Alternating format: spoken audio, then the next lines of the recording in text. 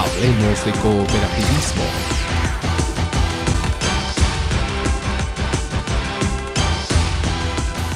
Como ya es costumbre aquí en su programa Hablemos de Cooperativismo, siempre tenemos invitados especiales. Invitados que nos hablan acerca de cómo se encuentra el cooperativismo aquí en el Ecuador. Vamos a ver de quién se trata.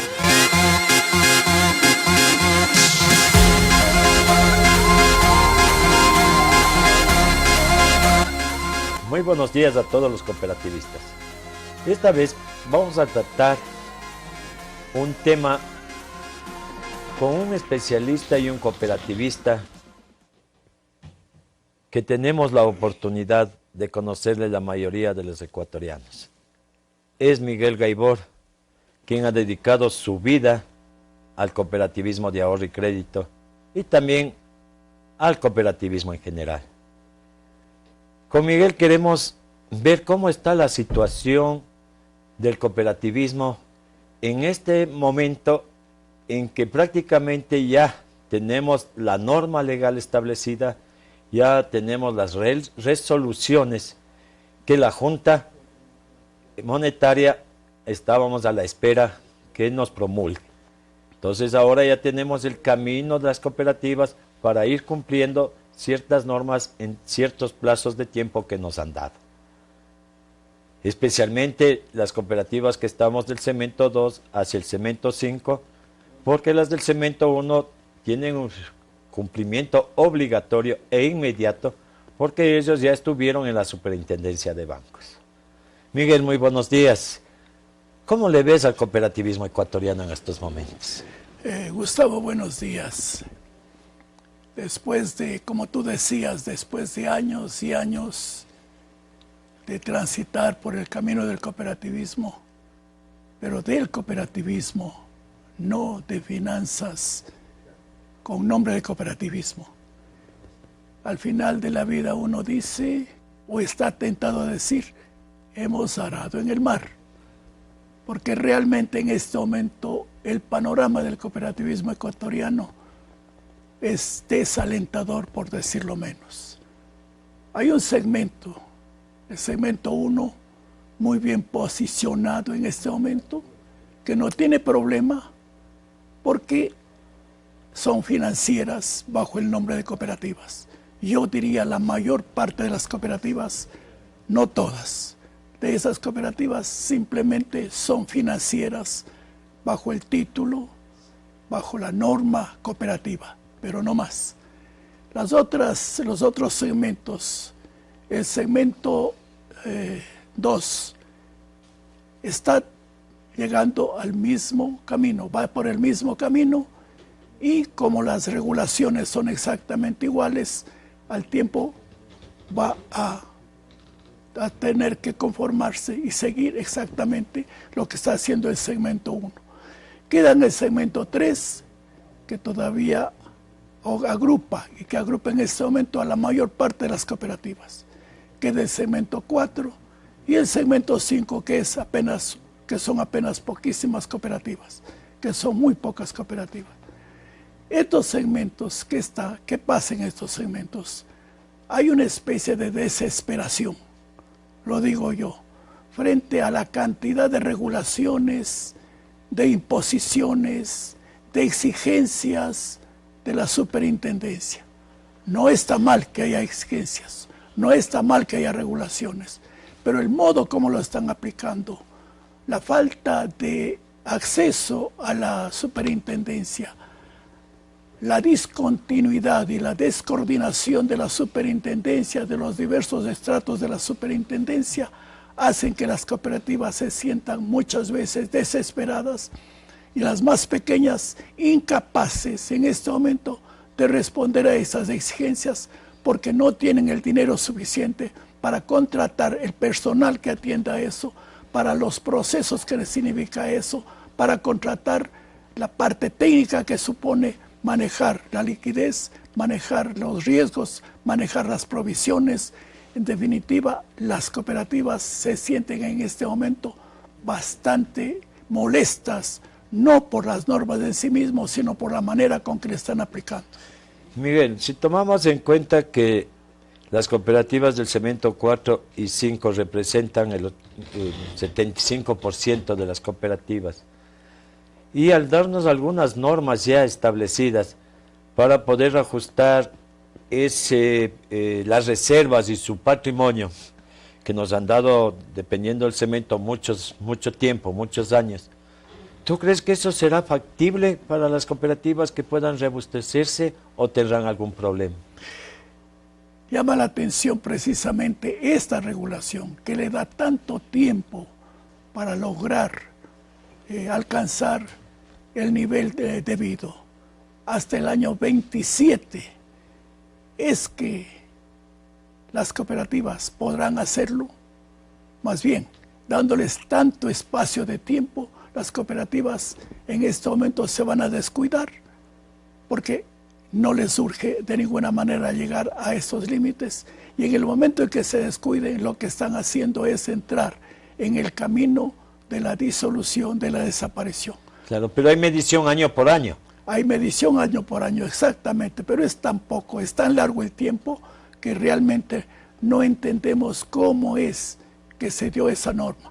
Era prudente hacer 4 o 5 años, era muy prudente, porque podían tranquilamente en ese tiempo alcanzar estos niveles. Pero en el momento en que se les da tanto tiempo, va a haber un descuido de las cooperativas, no se sienten obligadas, y eso va a hacer acelerar mejor su proceso de disolución de las cooperativas.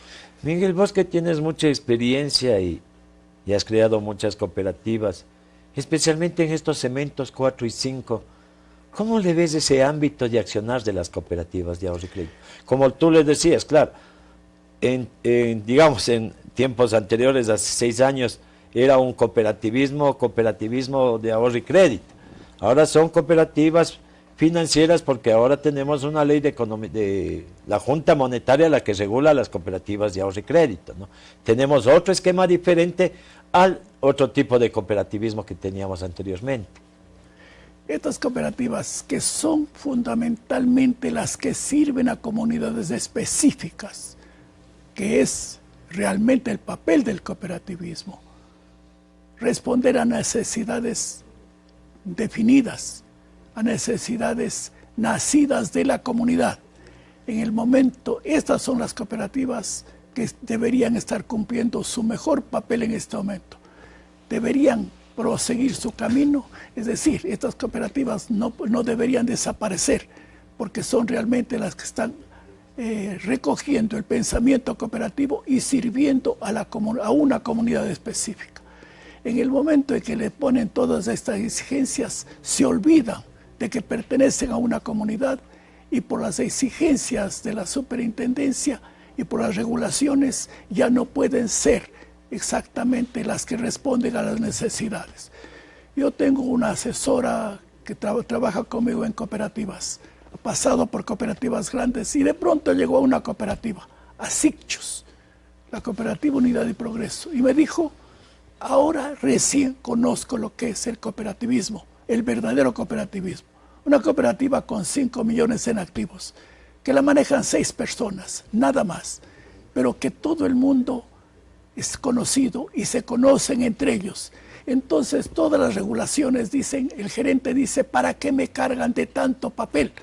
¿Por qué quieren que tenga tanto proceso si nosotros sabemos hacer las cosas? Porque conocemos a nuestros socios, ellos nos conocen. Con decirte que los oficiales de crédito ni siquiera tienen necesidad de ir a hacer las inspecciones, sino muy rara vez, porque son absolutamente amigos, conocidos de la misma sociedad. Ahí hay una cooperativa que vive los principios cooperativos, con solidaridad, con participación. Pero eso, ¿dónde se da? Son excepciones muy raras que se dan, y estas cooperativas ya van desapareciendo. Pero el papel de estas pequeñas cooperativas, que no deben desaparecer, no deberían desaparecer, por desgracia están en este momento casi sentenciadas muchas de ellas a desaparecer, porque no cumplen los requisitos mínimos que les ha fijado la superintendencia. Estos segmentos deberían ser los que perduren, los que mantengan realmente el cooperativismo en el país. Yo, Miguel, siempre he manifestado y he dicho que una cooperativa del cemento 5 que se encuentra en una parroquia rural o urbano marginal es más valiosa que una cooperativa grande que esté en una ciudad grande, digamos Quito, Guayaquil, Ambato, porque esas dan más servicio a la comunidad, ellos están más cercanos a los socios, ellos están más cercanos a la problemática, e inclusive hacen mayor labor social dentro del cooperativismo, que es lo que nos piden nosotros. La otra parte que nos dice la ley, que somos instituciones financieras, pero también tenemos que tener el balance social, ¿no? Exactamente, esas cooperativas, pero en el momento en que se les exijan requisitos que son bancarios a estas cooperativas, ya no podrán subsistir, porque no van a alcanzar a cumplir los requisitos mínimos que le está poniendo la superintendencia. Entonces ahí sí debe haber una legislación, pero cooperativa, no una legislación bancaria, una legislación adaptada a estas circunstancias de esta comunidad determinada. Puede ser simplemente, como tú dices, la parroquia. Hay cooperativas, en este momento todavía hay algunas cooperativas que son de anejos, de recintos, y que están respondiendo, si están bien manejadas, si están honradamente manejadas, de acuerdo a los principios y a las normas cooperativas, a los valores cooperativos, que habría que controlar ciertamente. ¿Por qué hacerlas desaparecer? ¿Por qué ponerle exigencias que son bancarias cuando no están en capacidad de hacer eso? Bueno, lo que exige Basilea, especialmente el 9%, tener liquidez, todo eso en el sistema financiero, ¿no?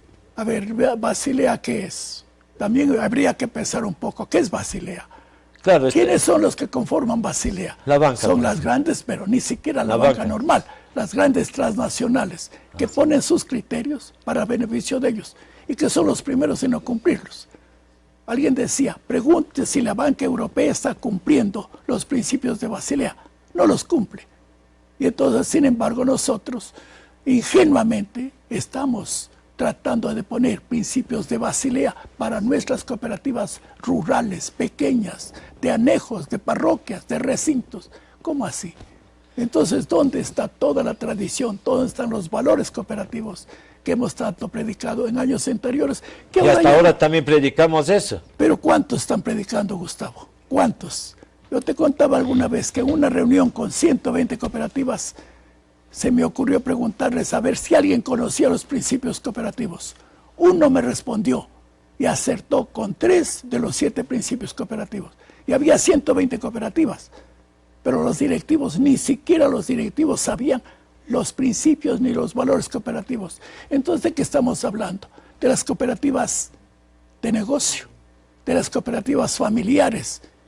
No vale la pena volver a repetir, pues claro. Es demasiado sabido. Todas las cooperativas, gran parte de las cooperativas nacidas en las provincias centrales del país, responden a intereses particulares de familias, de verdadero negocio.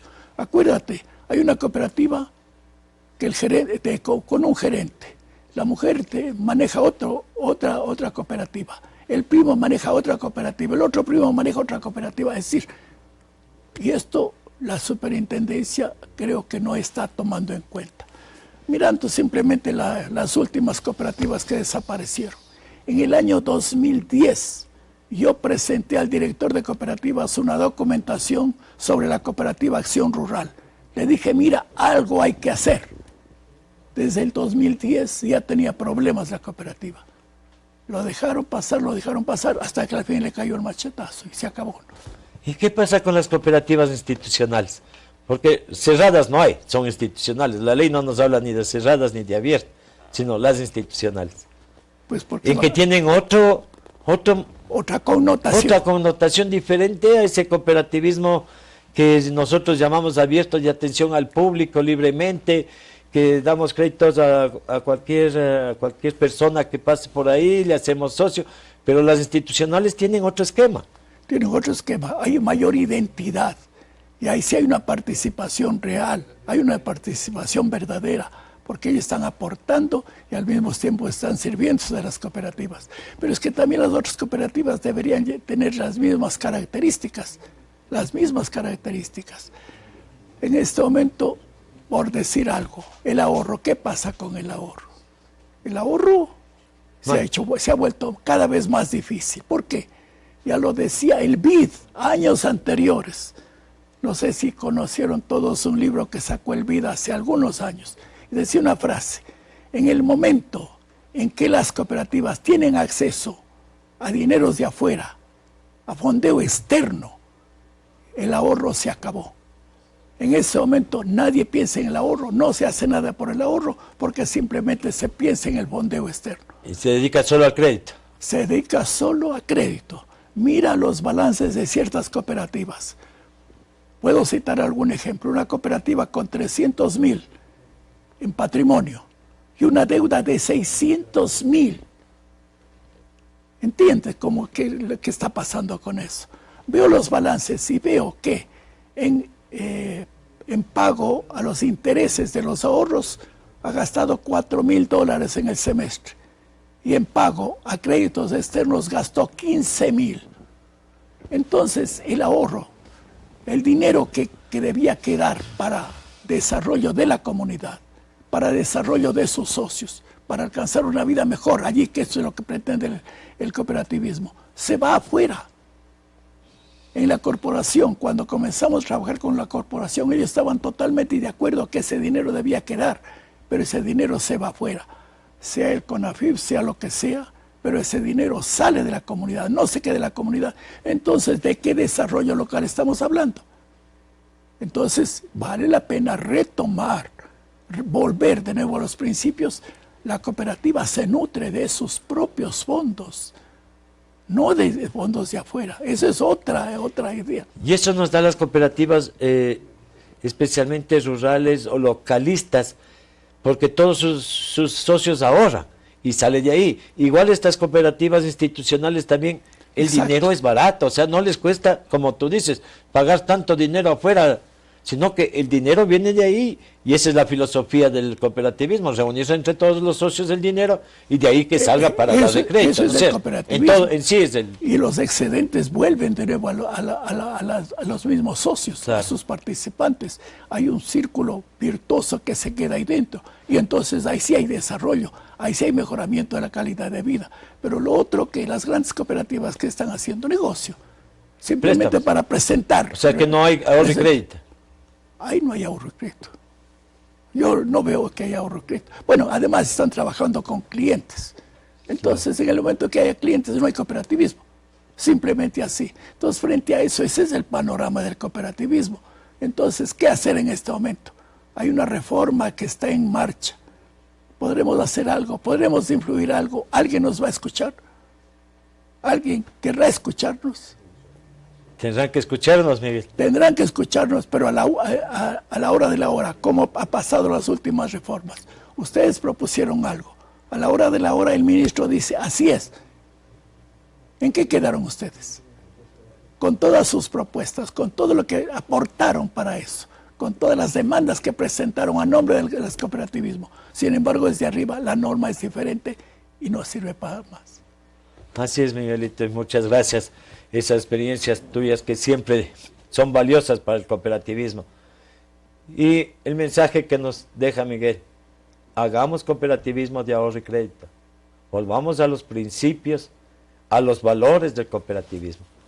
Hagamos que ese ahorro y ese crédito regresen a las cooperativas. A pesar de que estamos en una economía popular y solidaria del sistema financiero, pero las cooperativas no deben perder ese valor histórico, ese valor del pasado, con cuáles fueron creadas y cuál fue su filosofía para atender a los socios y tener un buen vivir entre sus socios. Muchas gracias y hasta la próxima semana.